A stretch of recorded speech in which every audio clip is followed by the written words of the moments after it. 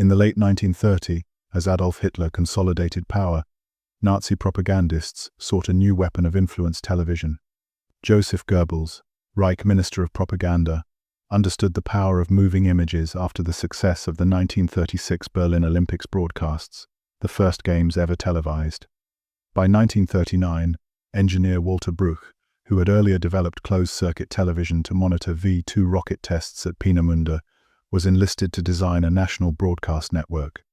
The plan envisioned a broadband cable stretching from Berlin to Nuremberg, linking large public people's receivers where citizens would gather to watch. The programming would showcase the so-called ideal Aryan lifestyle through scripted series such as Family Chronicles, An Evening with Hans and Gelly, and even live broadcasts of Nazi trials followed by executions, grim spectacles meant to fuse entertainment with terror. Thousands of Fernsehstuben, public television halls, were proposed, where the population could be both entertained and indoctrinated under constant state supervision. The scheme foreshadowed Orwell's 1984, with television not just as entertainment, but as a tool of mass psychological control. However, the outbreak of World War II on the 1st of September 1939 and Germany's eventual defeat in May 1945 halted the project before it reached full implementation. What remains is a chilling glimpse into how the regime sought to merge technology and ideology into a single apparatus of national mind control.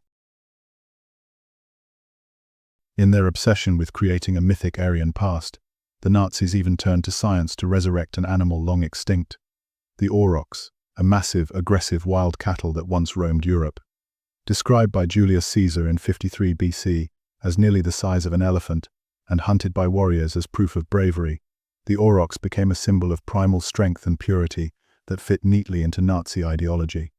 By the early 1930s, Hitler's regime supported zoologist brothers Lutz and Heinz Heck, directors of the Berlin and Munich zoos, in selective breeding experiments to bring the creature back. The project involved crossbreeding hardy cattle breeds, including Spanish fighting bulls and Highland cattle, in an attempt to recreate the extinct beast. What emerged was the Heck cattle, first bred successfully in 1932, but far smaller and less imposing than the legendary Aurochs. These animals, however, were still notoriously aggressive, reflecting the Nazis' vision of a fierce, untamed nature. Many of the cattle were destroyed in the bombings of World War II, 1939 to 1945, but some survived and were relocated after the war to reserves in Belgium. Decades later, remnants of this twisted experiment lived on, most notably when a herd of Heck cattle was shipped in 2009 to a farm in Devon, England.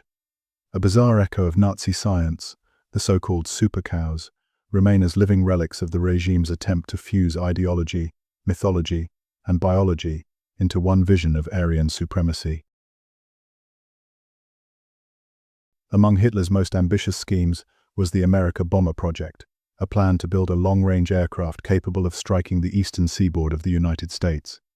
According to Albert Speer, Nazi Minister of Armaments, Hitler spoke often of seeing New York City in flames, its skyscrapers collapsing under German bombs. By April 1942, several designs were already underway.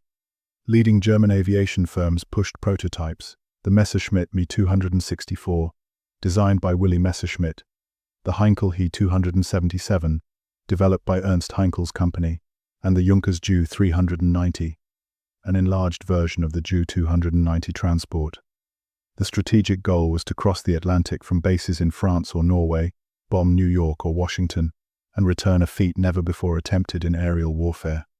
By late 1943, test flights of the Ju 390 reportedly reached as far as the North Atlantic, though no evidence proves it ever approached American shores. Ultimately, the immense fuel requirements and limited industrial capacity of wartime Germany doomed the project. Hitler's resources shifted toward the V-2 rocket program and other weapons thought to offer quicker results. By 1944, the Amerika bomber program was quietly shelved, and none of its prototypes saw combat.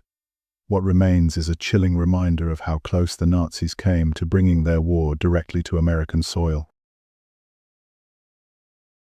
Few traditions proved as resistant to Nazi control as Christmas. From the late 1930s, the regime attempted to strip the holiday of its Christian roots and reforge it into a celebration of Aryan mythology. Early efforts to ban Christmas outright quickly failed. The holiday was simply too beloved across Germany. Instead, Joseph Goebbels' Ministry of Propaganda pushed to rebrand it as a winter solstice festival, replacing nativity scenes with Aryanized imagery. Santa Claus was recast as the Norse god Odin, while Jesus, Mary, and Joseph were depicted as racially pure Germanic figures. Even Christmas trees were commandeered, stripped of angels and stars, and decorated with swastikas and runic symbols. Hymns such as Silent Night were rewritten with verses glorifying the Nazi state and the Aryan race. By 1941, as the war deepened, the regime sought to transform Christmas, further turning it into a memorial for fallen soldiers and an occasion to exalt Hitler as a messianic figure. Yet these distortions never truly took hold. Despite censorship and propaganda, German families continued to exchange gifts, sing carols, and celebrate privately in defiance of official decrees.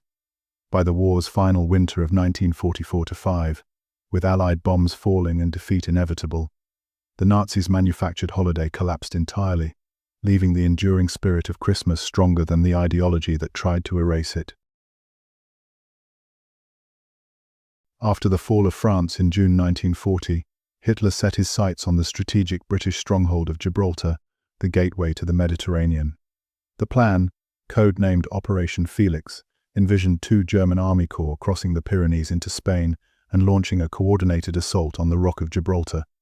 But there was one critical obstacle: Spain's entry into the war. Hitler and Foreign Minister Joachim von Ribbentrop met repeatedly with General Francisco Franco, Spain's dictator, to secure his cooperation. On the 23rd of October, 1940, Hitler personally traveled to Hendaye, France, for a marathon 9-hour meeting with Franco, only to leave empty-handed. Spain, exhausted and economically shattered from its civil war, 1936-39, feared that joining the Axis would invite British retaliation against the Canary Islands, Azores, and Spanish Morocco. Franco stalled with extravagant demands, grain shipments, arms, and control over French North Africa, while privately confessing he believed Germany would ultimately lose the war. Furious, Hitler later told Mussolini, "I would rather have 4 of my own teeth pulled than go through another meeting with that man again." Though the Wehrmacht kept the invasion option alive until 1944, Franco's refusal ensured Gibraltar remained in British hands. Operation Felix never moved beyond planning, and Hitler's failure to secure Spain left a permanent gap in the Axis strategy for dominating the Mediterranean. Hitler's hatred for neutral Switzerland was no secret. On the 21st of June, 1941, during a meeting with Mussolini, he raged that the Swiss possessed the most disgusting and miserable people and political system and were the mortal enemies of the new Germany. As early as the summer of 1940, following the collapse of France, the Wehrmacht began drafting invasion plans under the codename Operation Tannenbaum. These schemes envisioned up to 11 German divisions, along with Italian forces, storming through the Alpine frontier to crush Switzerland. Yet despite repeated revisions, the order to attack never came. The reasons were pragmatic. Switzerland served as a vital financial lifeline, offering the Reich access to hard currency, arms, and rail routes, connecting Germany to Italy and Vichy France. At the same time, the Swiss government cracked down on Jewish refugees, limiting friction with Berlin. Most crucial, however, was the formidable Swiss defense strategy. By 1940, the nation had mobilized 435,000 armed citizens, entrenched in mountain fortresses, with explicit orders to resist and never surrender. The prospect of bleeding manpower in the Alps, combined with Germany's growing commitments after Operation Barbarossa in June 1941, made an invasion unrealistic. Though Hitler despised Switzerland until his death in 1945, Operation Tannenbaum remained nothing more than an unrealized threat, a shadow of conquest that never crossed the border. In one of the most audacious financial schemes of the Second World War, the Nazis launched Operation Bernhard, a plot to destabilize the British economy with floods of counterfeit banknotes. The plan, devised in 1942 and led by SS Major Bernhard Krüger, head of the SS Falsification Unit, turned the Sachsenhausen concentration camp near Berlin into a secret printing facility. There, Krüger handpicked around 140 Jewish prisoners, engravers, printers, and bankers, forcing them to produce flawless forgeries of British currency. At its peak, the operation generated over £1 million per month. Notes so precise that experts at the Bank of England later called them the most dangerous counterfeits ever seen. While the grand vision of crashing the British pound by airdropping millions of notes over London never materialized, the counterfeit money was widely used to finance espionage, pay foreign agents, and trade with Axis partners such as Italy. The infamous Turkish double agent Ilyasa Bazna, codenamed Cicero, even attempted to sue Germany after realizing his payments were in forged pounds. As the Reich collapsed in 1945, crates of the counterfeit currency were dumped into Lake Toplitz in Austria, where divers recovered large quantities in 1959. Still, fake notes occasionally surfaced for years, forcing Britain to redesign its banknotes of £5 and above. Operation Bernhard remains history's largest counterfeiting conspiracy. In 1936, under the Nazi leisure program, Kraft durch Freude, Strength Through Joy, Adolf Hitler authorized the construction of Hotel Prora, a colossal seaside resort on the island of Rügen, off Germany's Baltic coast. Stretching an astonishing 4.5 kilometers, 2.8 miles, the complex was designed to house 20,000 guests at once, complete with theaters, restaurants, swimming facilities, and even its own railway station. The purpose was not mere luxury. Hitler and his propaganda chief Joseph Goebbels envisioned Prora as a tool of social engineering, a place to unify the German working class with their employers, under the promise of leisure and collective identity. By 1939, 8 massive identical blocks had risen, but as Germany invaded Poland on the 1st of September, 1939, construction abruptly halted. Thousands of workers were redirected to arms factories, leaving the mega-resort frozen in time. After the war, the Soviet army seized Rügen in 1945, unsuccessfully attempting to demolish sections of the massive structure. For decades, Prora stood as a decaying monument to Nazi ambition too large to finish, too symbolic to erase. In 2011, part of the complex was finally reopened as a youth hostel, while other blocks were transformed into apartments and museums, drawing tourists and historians alike. Today, Prora remains one of the most haunting relics of Nazi architectural propaganda, a reminder of a dream designed for control that never reached completion. Beyond tanks and planes, the Nazi regime turned to something far stranger: occultism. By the late 1930s and during the Second World War, Heinrich Himmler's SS recruited men who claimed to wield supernatural powers, convinced such forces could shift the tides of battle.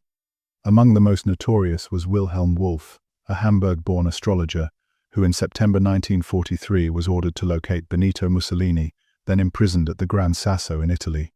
Using his astrological readings, Wolff allegedly pinpointed the location days before Otto Skorzény's dramatic rescue on the 12th of September 1943. Equally unusual was Ludwig Straniak, a Berlin architect and dowser, who stunned naval officers when he identified the secret position of the battleship Prinz Eugen as it maneuvered through Norwegian waters in 1942. But perhaps most unsettling was Dr. Wilhelm Gutbele, a Munich physician and one of Hitler's earliest confidants since the 1920s. Gutbele was described as possessing a sinister sensitivity to detect Jews in a crowd, a skill Hitler valued so highly that he turned him into a kind of racial consultant within the Reich. While conventional weapons decided the war, these episodes reveal how deeply Nazi leadership flirted with mysticism, intertwining pseudoscience and terror in their quest for domination.